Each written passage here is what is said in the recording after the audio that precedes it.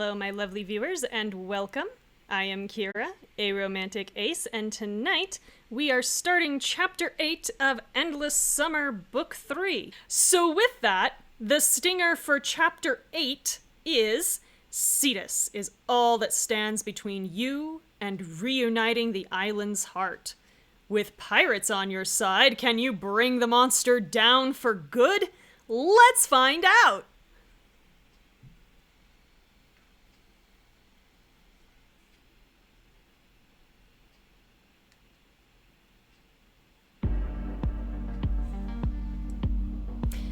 So this is Act 8, Chapter 8. You are a warrior. Only when forced. So we were at the Rosencraft estate on the southeastern side of the island. Because somebody lived here in the 20s, I guess. I don't know.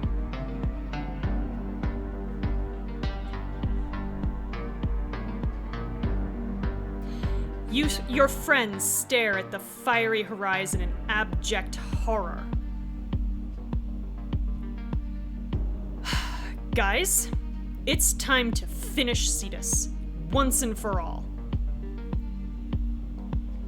Right. You got an atomic bomb hidden somewhere, princess? I mean, fair. We're talking about a sea monster that just its head and neck was, what, like 12 stories? At least? I think it was more than that. I feel like it was more than that when we had the battle at Elistel. So, I don't blame him for this. If what we did at Elistel wasn't enough to bring down the Sea Guardian, I doubt it can ever be done. I mean, atomic bomb? Do we have one in our pocket? It would not be the most ridiculous thing that's happened in this series. So we can say, we've beaten the odds before, or there's nothing left to lose. Oh, no, there's quite a lot left to lose. We've got a lot of people who could die very quickly, Kira. So I guess my answer is, we've beaten the odds before. Did you guys forget how much we've already survived? Yeah, Jake crashed a whole fucking helicopter and somehow y'all lived. Ah! Sorry, that was loud. No, I'm going to die mad. I've said this many times. I'm gonna die mad. We're some of the brightest, strongest, most capable people anywhere. We've got time travelers, pilots, expert hackers, strategic minds, and more. Great cooks, doctors, pre-meds who know how to take out bullets, which, you know, is not normal. Whatever. Yeah, we got a lot going for us. And a girl. Be positive. Oh, by the way, speaking of being positive, sounds like we're being the therapist. Take a drink.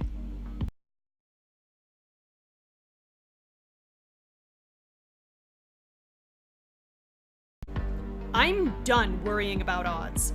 I'm done worrying about if we'll make it. Because I know we will. We have contractual immortality. You know, it kind of sounds like some genre savvy, honestly. Take another drink. Say it again for the people in the back, Kira. Atta girl, Michelle. Thank you for being on my side. Princess is pretty good at making odds look stupid, I gotta say. Thank you. I guess. Estella stands by you with a resolute nod. We can do this, and we will. Baby! Furball believes in us, and therefore we have to win. Mike rises to his feet and looks to you imploringly. Oh, Mike, oh, honey, are you verbal now? Can we talk? He is, yay! Let me help. Please. Oh, buddy, we're gonna need that super suit of yours. Yes, you're in. Jake grasps Mike's shoulder. You got it, kid. No one's ever leaving you behind again. Okay, we'll deal with that some more later, I'm sure. Right now, sea monster, dear, pay attention. The anachronist Vanti glance at one another, uncertainty in their eyes. We've always avoided interfering with time-transcendent entities. Okay, but you know, the ends justify the means here, kiddo. True, but with La Huerta's chronoscape shrinking away, we've little choice. We must help Kira in any way we can. Yeah, see, she'll use my name, Jake. You'll need a Faraday cage. Yeah, okay. Alright. What cage? Oh, Sean, I see you haven't gotten to intro physics yet, have you? At least not second semester. Alright, here we go. Faraday. They're designed to redistribute and pull electrical currents away harmlessly. We could perhaps simulate the effect around the ship with nets and wiring. I mean, kinda? I did a similar project in robotics class. I should be able to help set it up. Okay, but how about our offensive? Blondebeard, you got ammunitions on this relic? Dude, we saw him shooting cannons the last time we were here, Jake. Like, I realize it's not an atomic bomb, but, you know, great big-ass cannonball to the chest is still gonna make this thing pretty upset. Enough to blow half a fleet to the high heavens. Half a fleet of what, sir?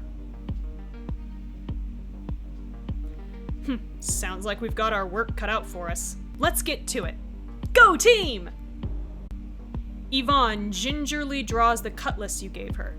With a kiss on the hilt, she begins taking flashy practice swings. Like that's gonna do jack shit against a, 500-foot-long sea monster.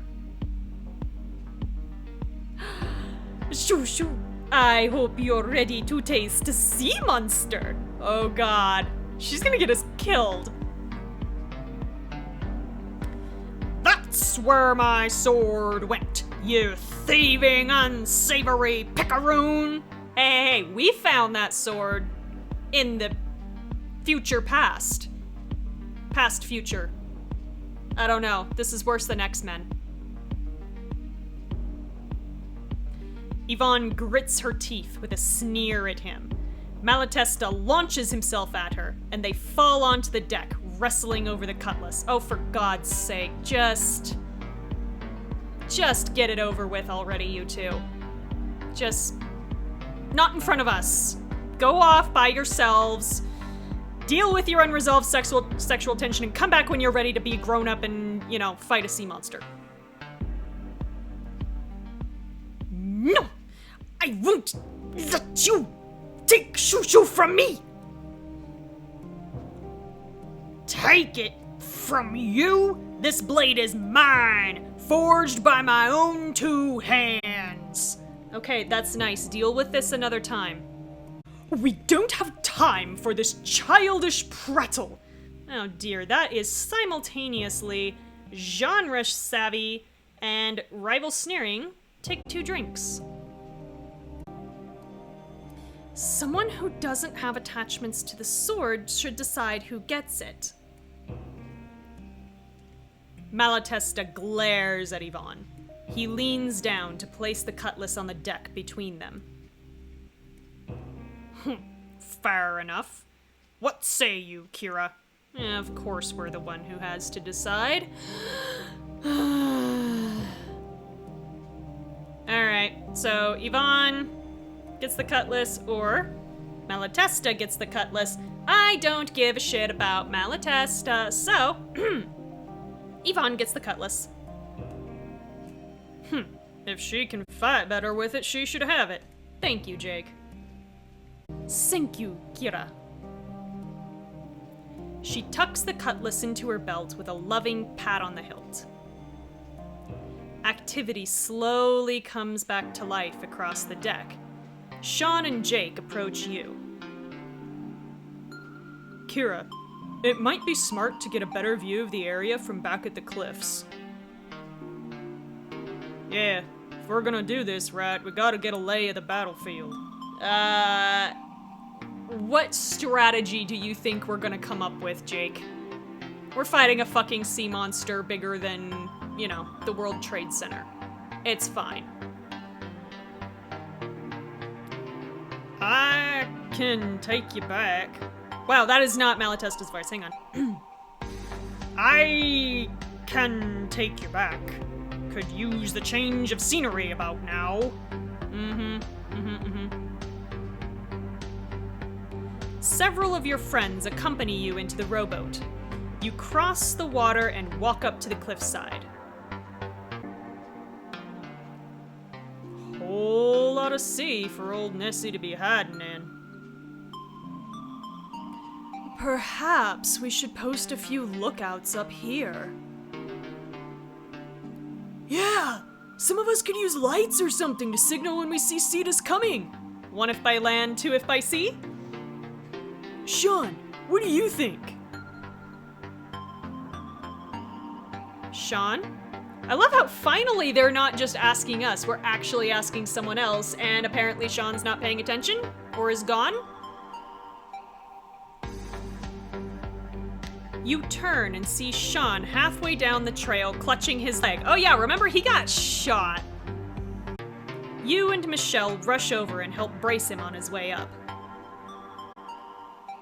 Sean, we can't send you into a fight like this. It's true, you will get yourself killed and possibly someone else. We just can't afford any mistakes, and if I'm useless— Oh, no, we're not doing this devolvement into self-pity again. Are we gonna have to be a therapist again? Is that what we're gonna have to do, like drive-by therapy? You're not useless. Nobody thinks that. Yep, take a drink.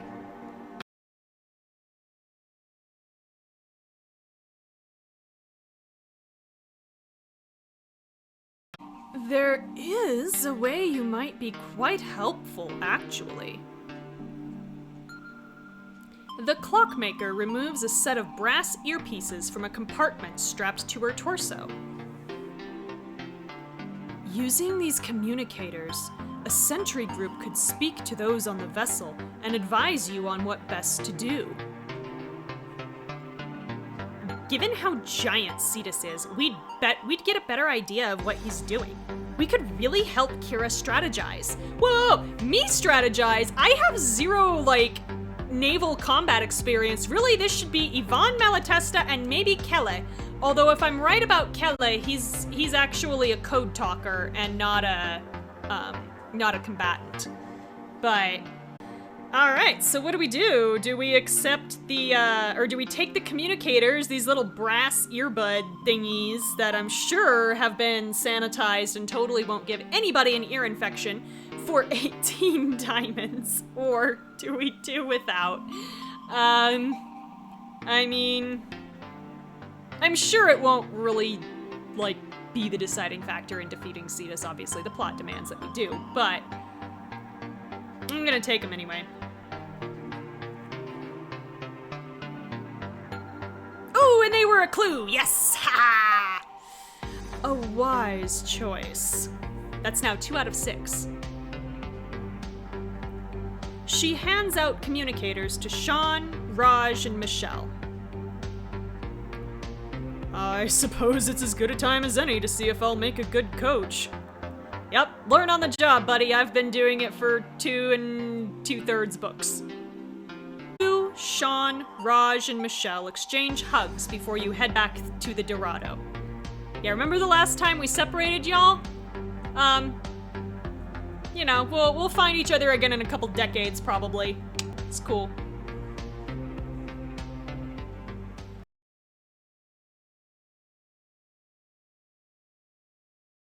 As the moon peeks from the clouds, everyone begins to finalize preparations for the battle. Grace and several anachronists put finishing touches on Faraday netting draped over one side of the ship. You press a hand to the headset in your ear, because this is how all headsets work. You just touch them and they do whatever you want them to do. Sean, do you copy? This is Eagle 1. You can just say your name, Sean. Good grief. You're all so cheesy. Copy loud and clear. We have visual contact on your position. You can... We're milking this for all this is worth. All we have to do is be like, yeah, this is Sean, hear you just fine. We can see you.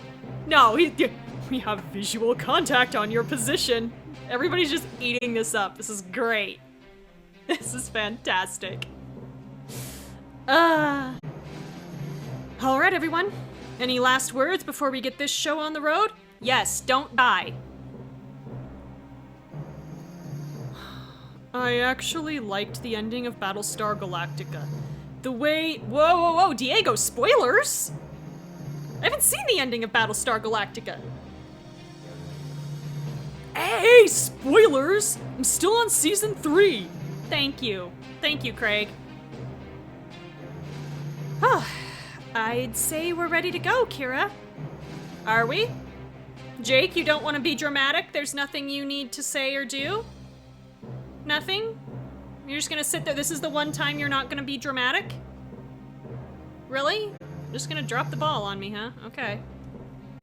Kira, we've got fins and scales peeking through the waves port side. You've got company. Okay, my port side or your port side? Okay, he's on our port side. Everyone brace! Your friends fan out across the ship, taking up defensive positions that they probably should have been standing in the entire time. Dark clouds begin to race across the sky. Kira, you're not gonna believe this. Fucking try me, Sean.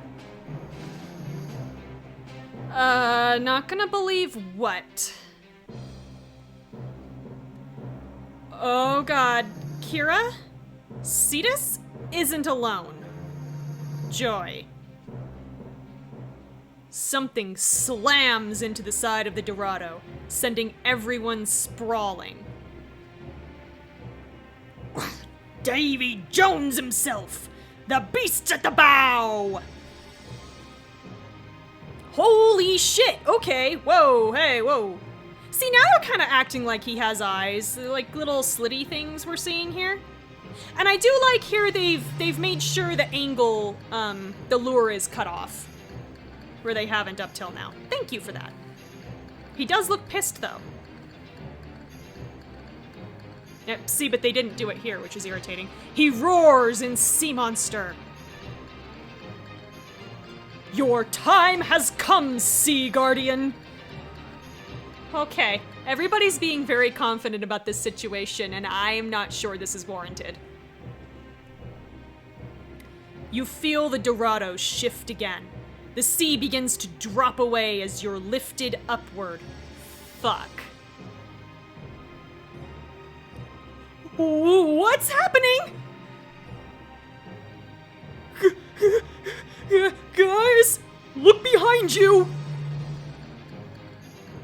You turn in time to witness two more serpentine heads rising from the sea. Almost like we saw in the bonus scene. Oh dear! Something else hisses in other sea monster. And a third thing screes in yet another sea monster. Fun. So excited. Are y'all pumped? Are y'all pumped? I'm pumped. Absolutely. And Cetus roars, an angry sea monster now. Get down! Jake pulls you behind the Faraday net just in time. Lightning diffuses along its metal-woven ropes. What do we do now? We only planned on fighting one Cetus head. Okay, but can they all throw lightning, or is it just the one? I got a few flash bombs. We could blind them to give us some time. Okay. Yeah, Kira! Let Z hit him with the debuffs! Kira, flares can be very damaging to your eyes. Once you hear it go off, you need to keep them closed for a good 5 seconds. Okay?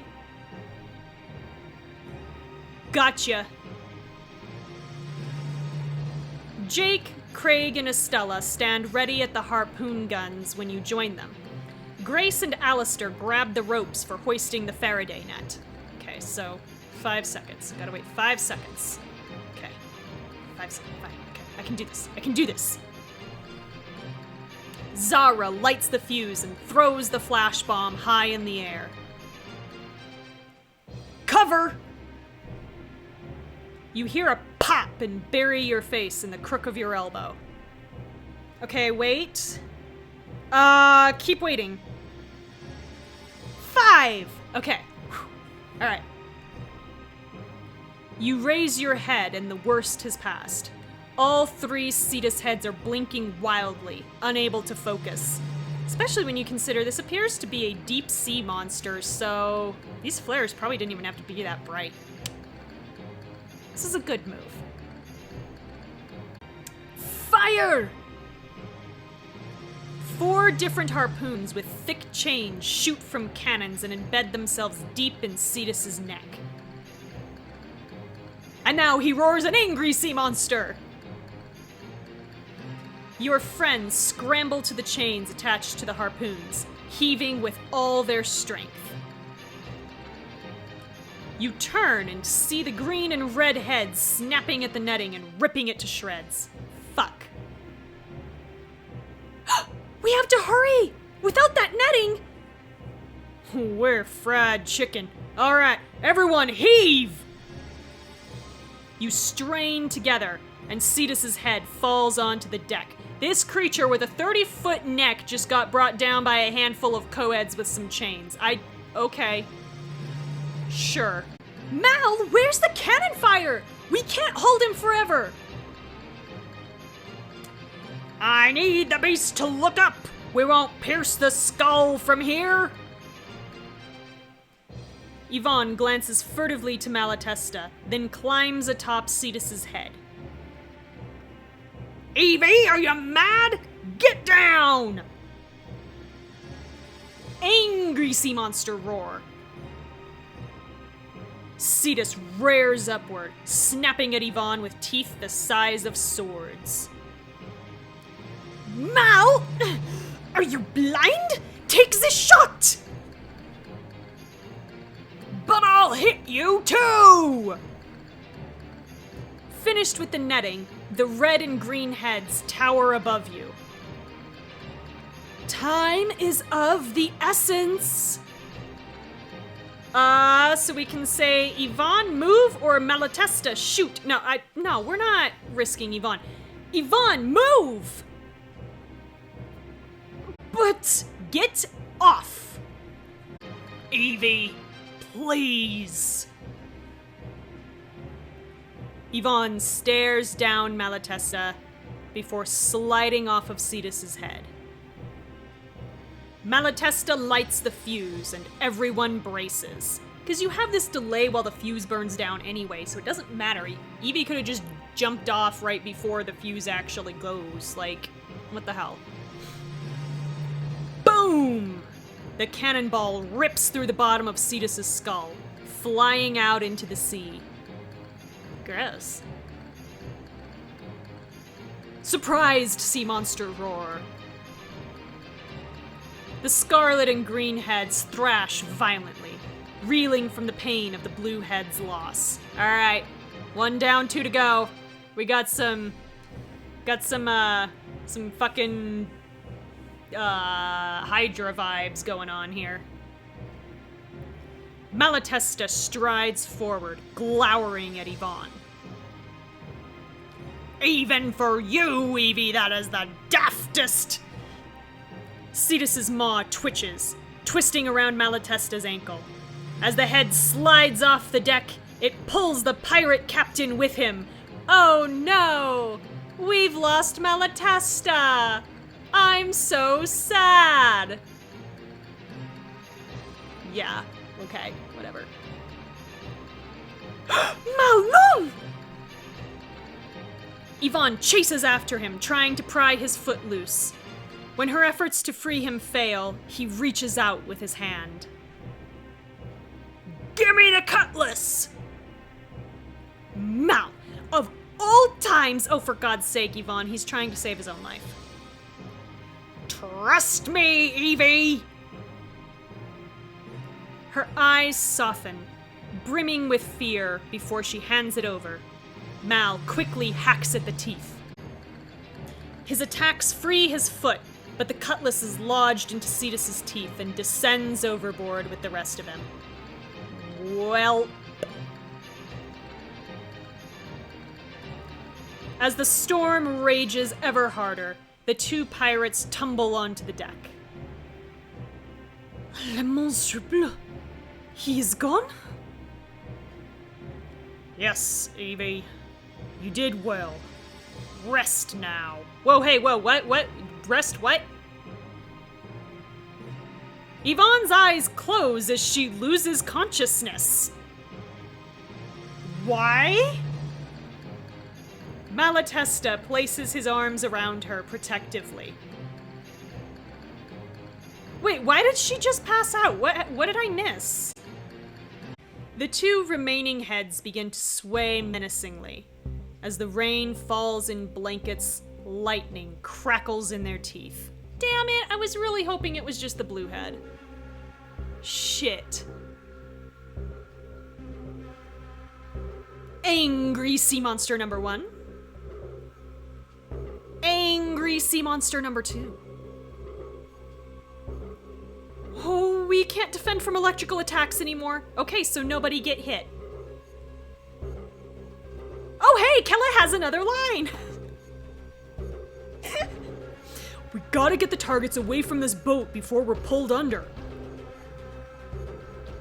Allow me to assist. The clockmaker's fingers dance across the dials on her stopwatch. A time rift tears open at the stern of the ship. As she twists various knobs, the rift moves. A military helicopter emerges onto the Dorado's quarter deck. No! We are not putting Jake back in another goddamn helicopter. We are determined he crashed the first one. We are not doing this. We are not doing this. No.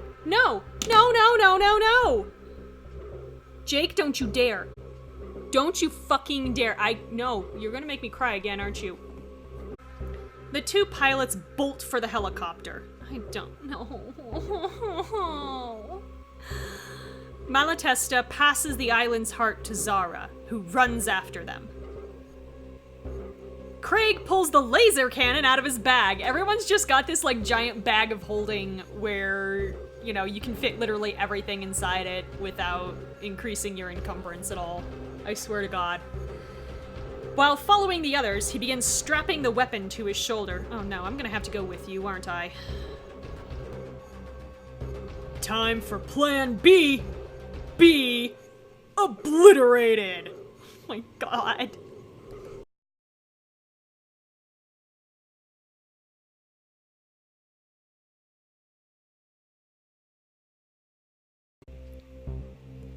You enter the helicopter last and strap yourself in. Craig, I thought you said you were never gonna fly with Jake again after the last time.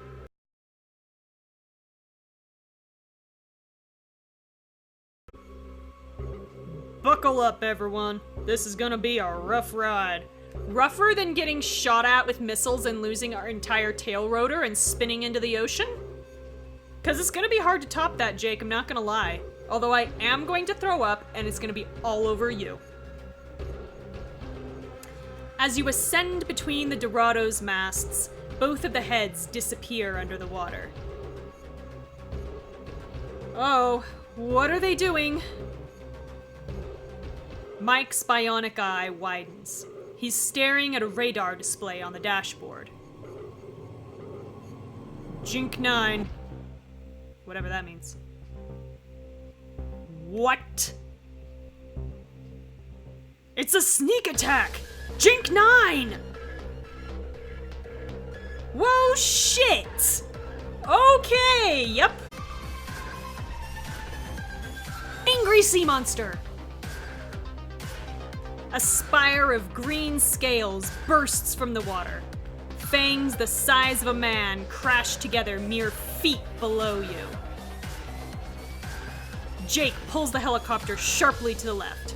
As he does, Cetus's scarlet maw emerges, spitting orbs of lightning. Fuck. Angry sea monster number 2. Mike and Jake move in unison, allowing the aircraft to narrowly dodge the two beasts. They still got it. What now? See that ball lightning? I say we fire grenades while it's still in his mouth and make his own attacks hurt. Are you forgetting my totally awesome and powerful light cannon? I can at least bring one of those uglies down. Hell yeah! This thing's paying off, isn't it? I'm with Big Guy. That's way easier than grenades. It's true. All right, Craig. Time to give Cetus a little laser surgery on the house. We're so cheesy. We're so cheesy. This is great. Kira, I remember something from my laser therapy training. What do they think pre-meds do? Like, Michelle knows how to take out bullets. She's got laser therapy training. I think it'll work better if you charge it up instead of doing a bunch of weak blasts. Roger, thanks for the tip. So, we can tell Craig to pepper him with blasts or charge it all the way up. Well, gonna go with Michelle here, charge it all the way up. Focus all of the cannon's energy into one single blast. Won't that fry the cannon? What if it explodes? Then get out of the way quickly. Princess is right, Big Guy. We gotta go with our gut here. Craig cranks a lever on the cannon and lets it build up energy. The sleek white barrel begins to shake and glow bright red. This would burn his arm off if this is actually supposed to be heat building up. Can we fire it yet? Just about there. Now! Boom! A massive red beam utterly engulfs the green head. Surprised sea monster number 1. As his screech fades, the emerald spire descends into the sea with a sickening splash. Strangely colored blood fills the murky waters. Sparks and smoke plume from the cannon. It shocks Craig, who yelps and loses his grip, the damaged cannon splashing into the sea. Yeah, well, we probably weren't going to be able to fix that anyway. Goodbye, buddy. You did good. Everyone recoils from the carnage left in the wake of the greenhead's death. Cetus's red maw reaches out to bite the helicopter, only to be sliced across the jaw by the rotor. Oh, and we just went down in flames, because that's not good for those rotors. Shit. Jake! Jacob! Jacob Lucas McKenzie, you're gonna get us killed again! Fly the fucking helicopter!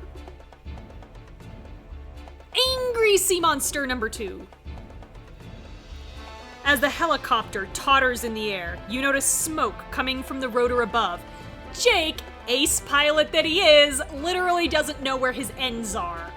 But oh no, I can fly us out of anywhere and anything. No, you're not that good, Jake. You're not that good.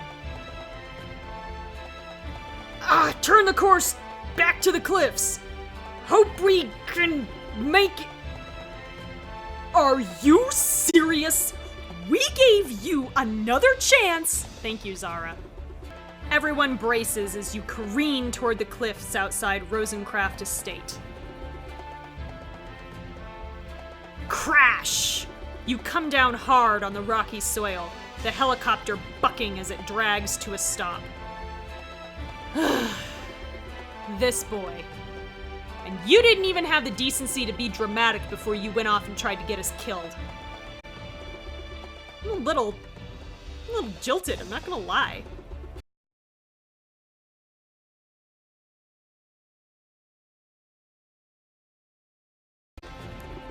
Kira! Hey, blame Jake, he crashed the fucking helicopter again. Raj, Michelle, and Sean rush across the cliff face and help everyone out of the helicopter. Over the cliffside, your friends from the Dorado hurry towards you. Everyone! I found Kira! You're okay! I expected nothing less. Take a fucking drink. No one asked you, Alistair. Also, I love how they're only worried about me and nobody else. Are you hurt? That was a rough landing. Yeah, blame Jake. I'm fine, but we can't get comfortable yet. Cetus has still got... Angry Sea Monster number 2!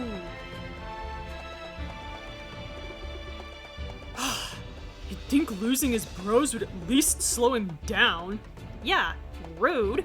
Look, he's just biting the cliff for no reason. What is this? Like, what is this achieving, Sea Monster? Ugh, how are we supposed to keep this up? At this rate, we won't be able to kill him. Perhaps the spire? That might do it. She takes out her stopwatch and begins making calibrations.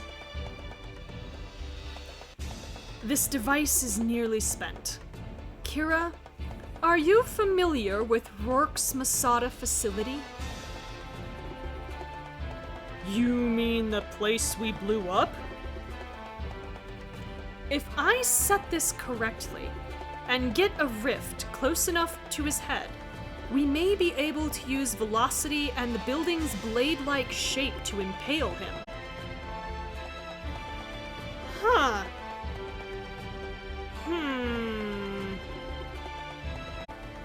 Varen, you said you wanted to mount his head over your throne, right?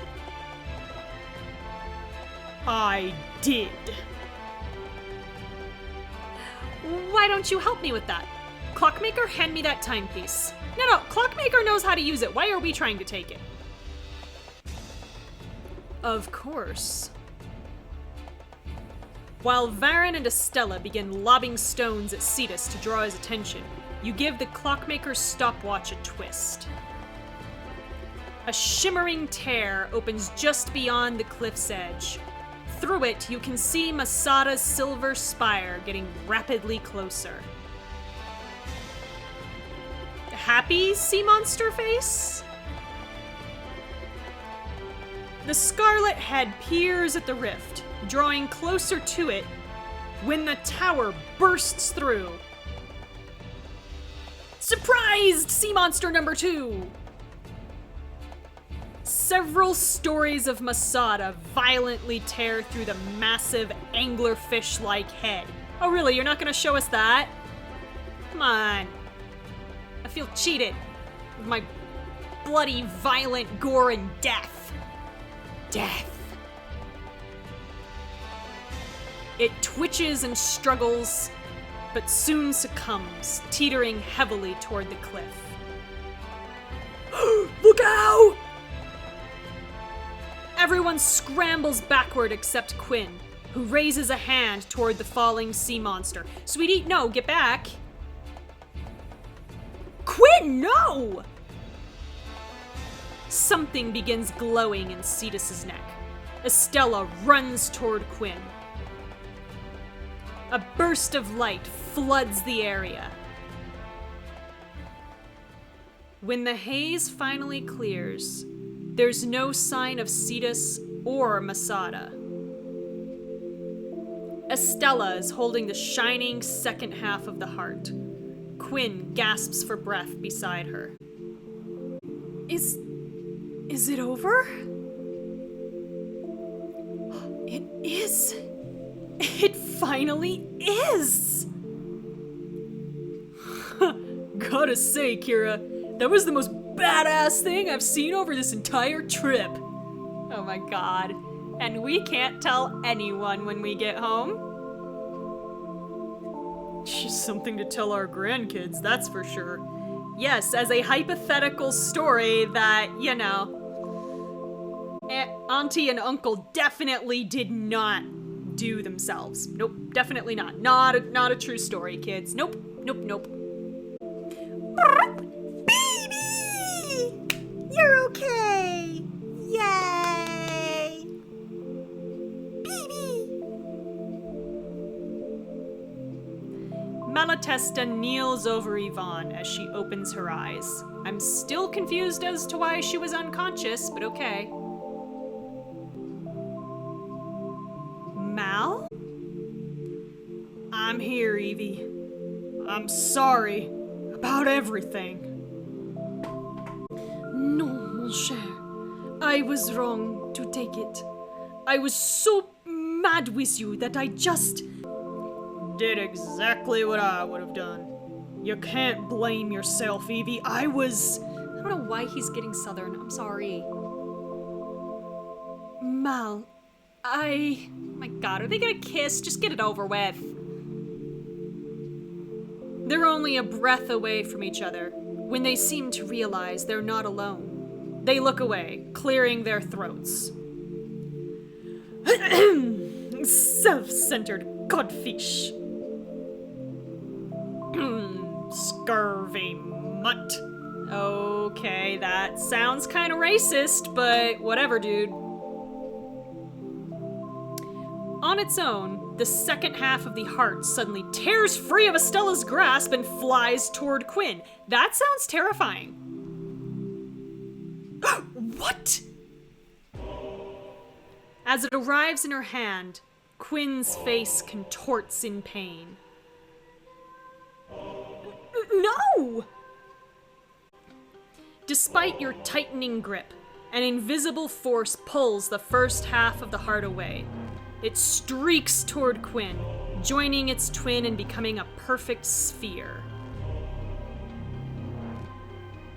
I guess we reach for it?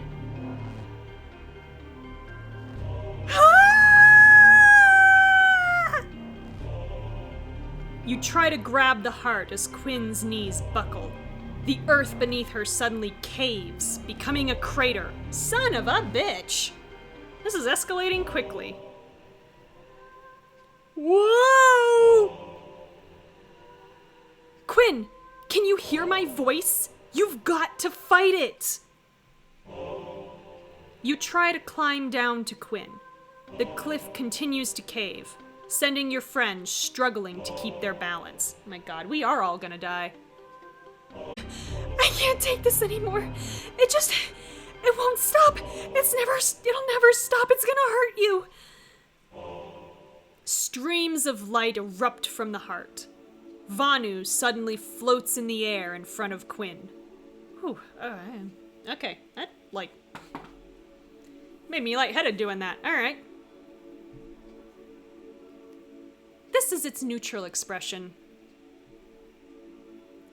Please, just let me go. Don't do this to me. I can't.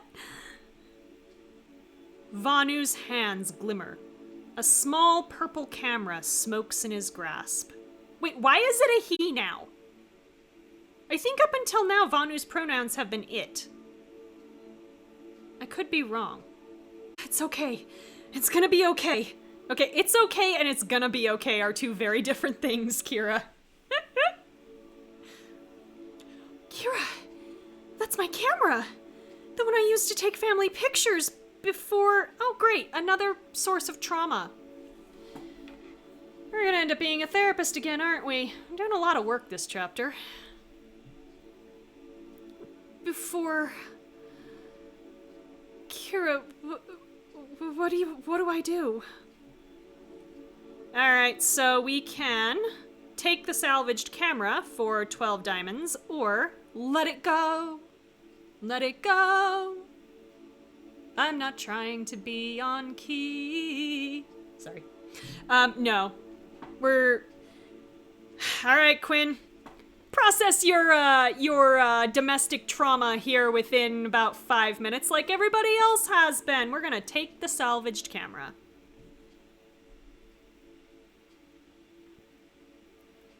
You push the island's heart out of Quinn's grasp and give her the camera.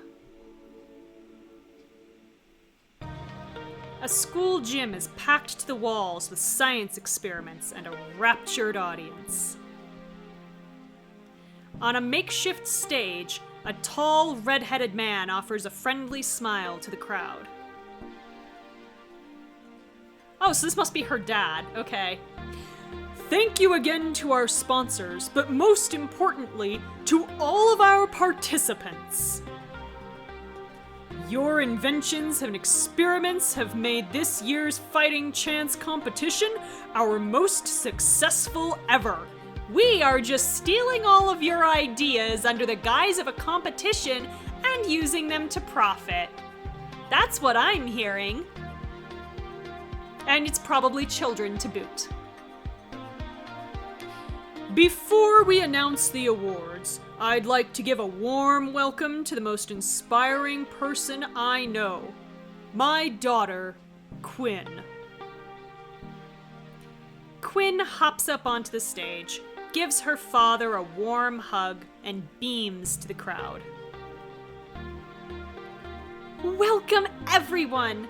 I'm so glad to see you all at our 5th annual competition. Alright, I want to point this out. These are the only 2 so far, I think, that have made definitive statements on how much time has passed, which have been Jake's and Quinn's. I can personally vouch for the impact your work is going to have on the chronic illness community. It's okay that we're not paying you anything beyond a small nominal prize and stealing your work and going to continue to profit from it forever. You're going to help people. Your father's an asshole, Quinn. Your father's a fucking asshole. Quinn scans the crowd thoughtfully, her expression becoming somber. 10 years after my diagnosis of Rotterdam's, I contemplated suicide. I told my father what I was feeling. Quinn pauses and offers a small smile to her father. And he held my hand and said, "Honey, every life is worth fighting for." Okay, this is actually a halfway positive thing that's being said in an ember of hope. This is shocking!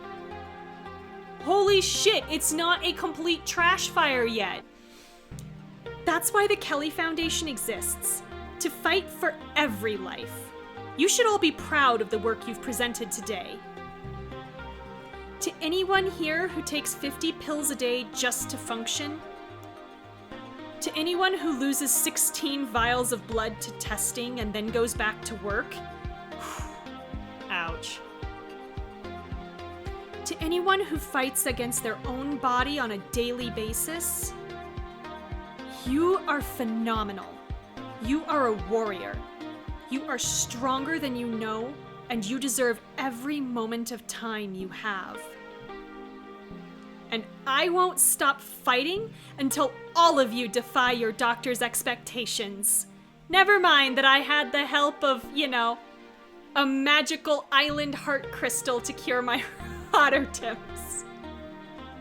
This sounds kind of terrible, when you consider that part, but this is very inspiration porny again. As Quinn walks off stage with her father, there's hardly a dry eye in the house. It doesn't matter how many times I hear that speech, it gets me every time.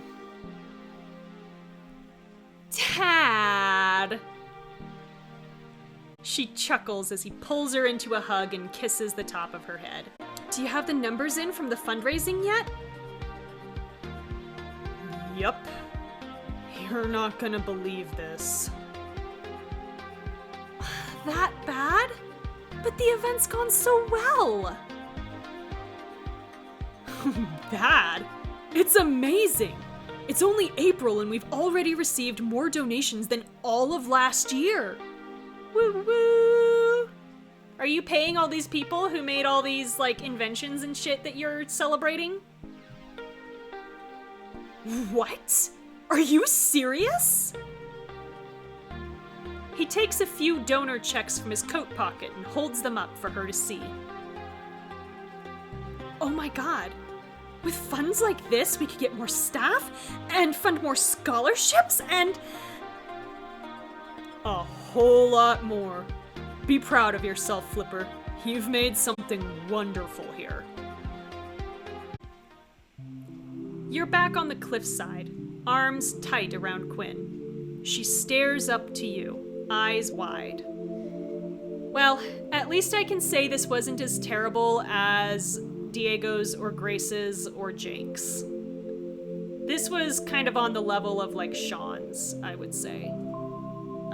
Where it's like, yeah, there's some problems here, but at least it's not literally going to make everything worse. Did you see that? You're gonna found a non-profit. You're gonna help people fighting chronic illnesses. I'm gonna make it off the island. And my parents... Quinn throws herself into your arms, tears of pain quickly turning to tears of joy. I'll tough it out then. I'll do whatever it takes. I'm not giving up now. See, like, we went from these being possible futures, like all the way back with Estella's, we were like, oh, this is a future that could have been, to now we're like, this is the future. So, yeah, this is really weird.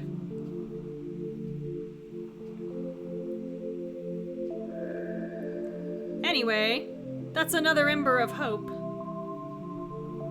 We have collected 8 out of 11, so we have 3 more to go. And I'm gonna be really fucking pissed if one of them is Alistair's. I'm sure it is. Because 11 instead of 12, that means we're leaving off somebody, and it's either gotta be Alistair or us. And it's, I don't know. I'm going to assume it's us because we're, like, collecting these for our friends. So, this is upsetting to me. Your friends breathe a collective sigh of relief. Michelle and Grace rush forward to wrap their arms around the two of you. Quinn looks up to the spirit. Wordlessly, she reaches out to it, and its ephemeral hand takes her own. Quinn, are you all right? Quinn stares dazedly at the ghost, head tilting back as though she were floating in water. What's it doing to her? If it's hurting her, Michelle is gonna punch a ghost. Slowly, Vanu melts away into scattering streams of light. Quinn turns toward the mountains, scanning the landscape. Quinn, what happened? Vanu talked to me. So we can say, what did it say? Or, it didn't hurt you, right? I mean, I kind of feel like Game Kira would be more concerned about Quinn's safety, so I think I'm gonna go with, it didn't hurt you, right? I don't think so, at least. I feel fine. Ooh, we found another clue. Okay. I guess there was another clue in this chapter. It was like I was flying. I flew from here to the center of the island. When I got to Mount Atropo, I came down from the sky, and I found a secret entrance to the volcano's core inside the chasm we'd crossed before. I think Vanu wants us to return to the heart to where it came from. Ugh. Can we please take the ring to Mordor after a nap? We just killed a literal Hydra. No rest for the weary. God damn it. At least, no, everybody needs to sleep. Everybody take 8 hours rest, recover all your strain. Just, come on. It's a long journey to the chasm from here, which is why we should sleep.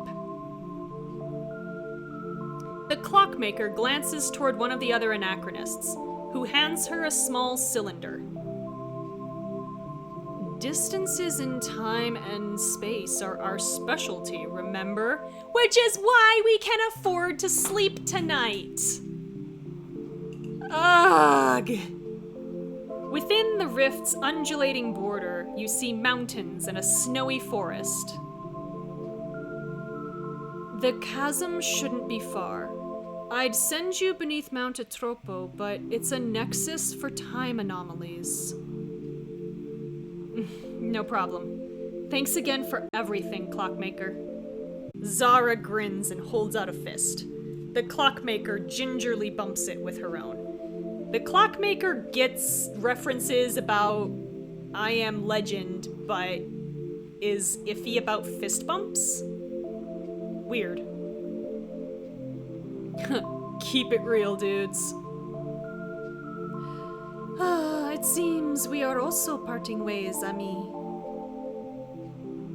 You all fought bravely out there. Luck and fair winds at your backs till we meet again. One thing that I do remember is that we do meet them again, so I don't have to be sad now. Same to you too. Yeah, see you clowns later. Yeah, maybe next time she'll stop hitting on you, Jake.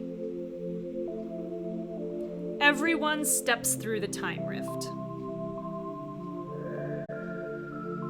You walk out into deep snow. Great, we're gonna freeze our asses off. You approach a couple of rustic cabins. Peering through windows, you find them empty save for bunks, fireplaces, and basic furniture. Oh no. Oh no, I think I know what's coming. Ah!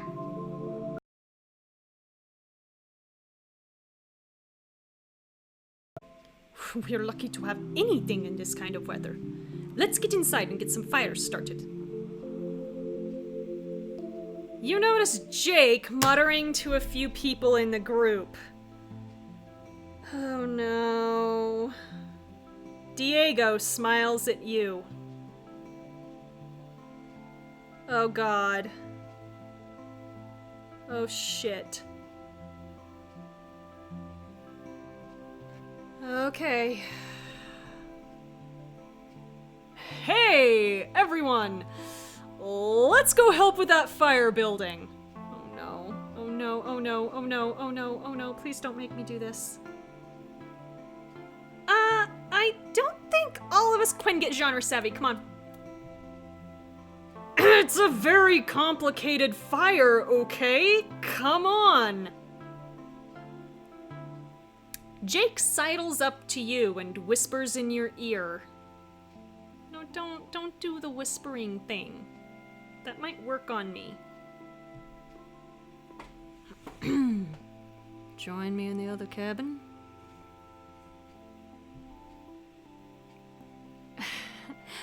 Of course. No. He takes off his jacket and throws it over your shoulders as you enter the second cabin. As you settle down on a small couch, Jake uses a lighter to ignite some kindling in the fireplace. You mean he doesn't carry a flint and steel like a real survival boy? You sure worked hard to get us alone. Yeah, I'm conflicted about this. He laughs and pulls you down beside him as he tosses a log onto the licking flames. I suppose there's a bearskin rug in front of this, isn't there? You complaining? Maybe a little bit. No, but I can't help but be a little curious. What's going on? No, no, no, no, no.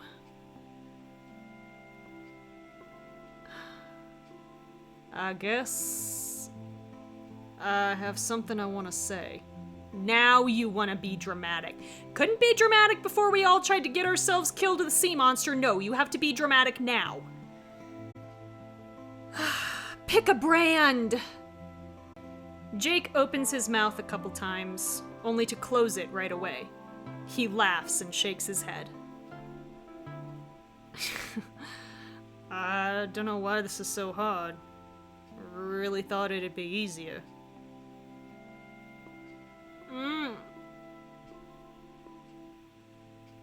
What are you talking about? Are you okay? Historically, when you've been doing shit like this, you've been planning to leave me.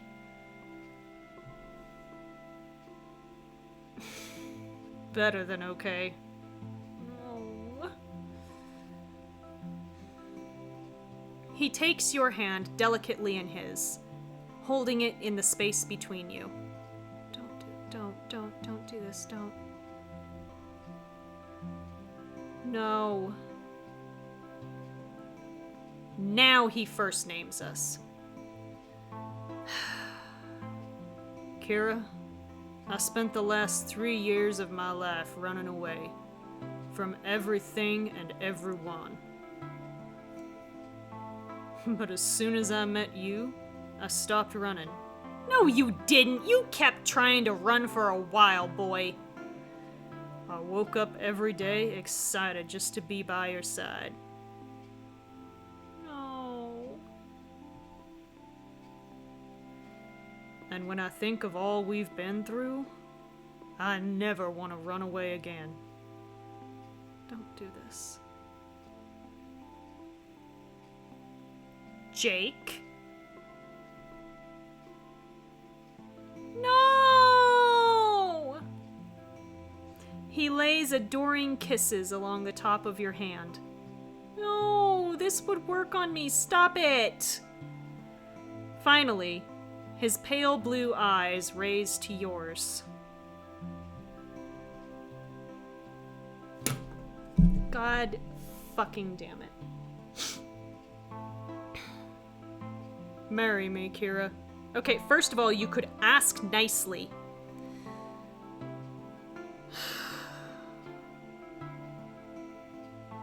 Alright, well, we're gonna see if they actually give me an option. Hang on. Oh, okay. Thanks to your romance level with Jake, he's ready to take the next step. This will be the only time he proposes to you. If you say yes, your relationship will become exclusive. You know, like it wasn't already, but I've only got time to deal with one person. Alternatively, you can decline and wait for someone else without penalty. Okay, so it does give me a yes or no option. So we can say yes, or this is too fast for me. Okay.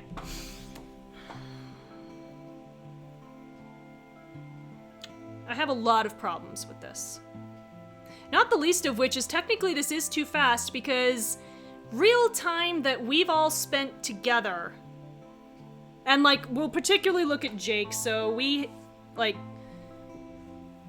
had the, what, maybe 3 weeks between the time we landed on the island and when Masada blew up that we all experienced. You know, the 6-month time skip, but none of us actually lived that 6 months. That's not time that was spent building relationships. All of that shit happened in, like, our characters' calendars about 3 weeks. And then... And I'm being generous with that 3 weeks. I don't think it took that long. I think it was like 2.5 weeks. And then we had like a couple hours before we ran into Jake and Estella again, and we know that Jake and Estella had like 3 days. So, because of all like the weird time anomalies on the island after future us blew shit up. So this has been less than a month. Less than a month and we're getting marriage proposals.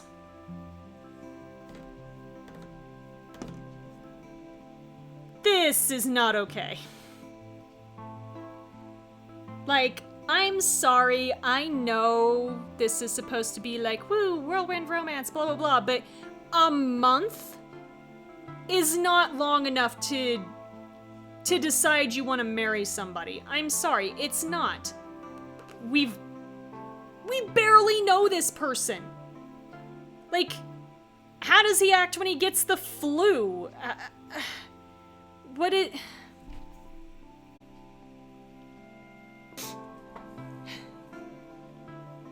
Okay, you know what? In spite of all his bullshit and everything that he still needs to work on,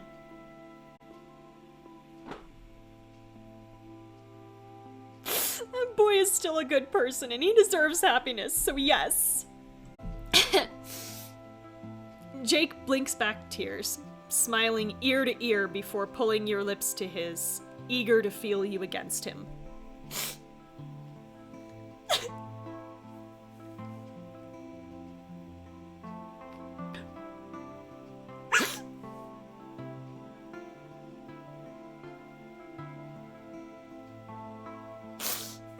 You poor broken babies all deserve to be happy except for Alistair. Alistair does not deserve happiness.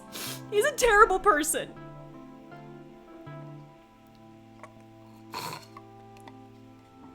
The rest of you all deserve to be happy.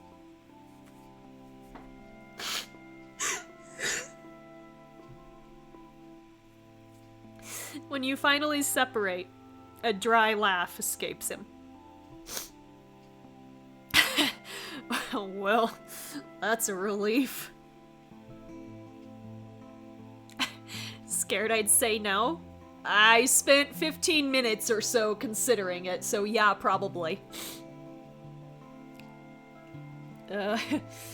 Maybe a little. His hands cup your face, eyes staring up at you with wonder. I love you so much, Kira. I'll do everything I can to give you the life you deserve. As long as you're in it, there's not much else I'll need. Poor babies. The fire roars behind you as your lips find each other passionately. At least they've switched to lips and not faces finding each other. Oh my god. You awaken in the early hours of the morning. The sky is still dark, but you can see snowflakes drifting past the window.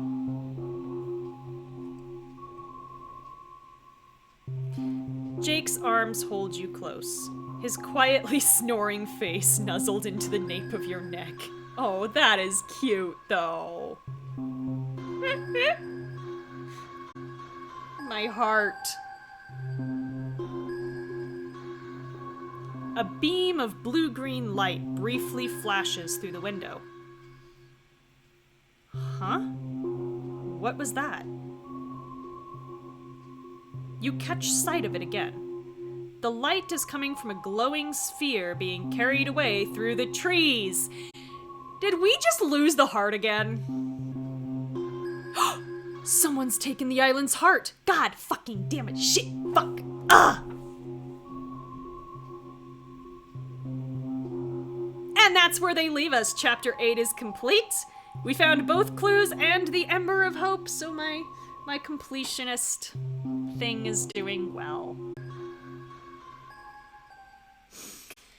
Okay, so got the option to restart chapter 8 or continue on. I will pick this up next Friday. But yeah, next week, same time, same place, twitch.tv/aromanticace at 7 p.m. Pacific. If you want to watch me live, that's 8 Mountain, 9 Central, 10 Eastern. And if you're outside the contiguous 48 states, I can't really help you. I'm sorry. Hopefully one of those is close enough for you to do your own math. Or Google will do it for you.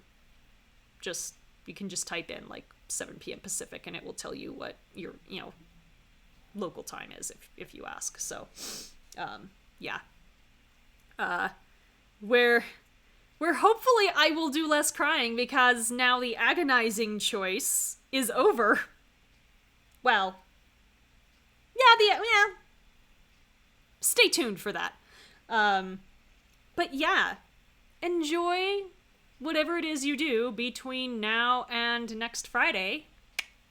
Catch you later.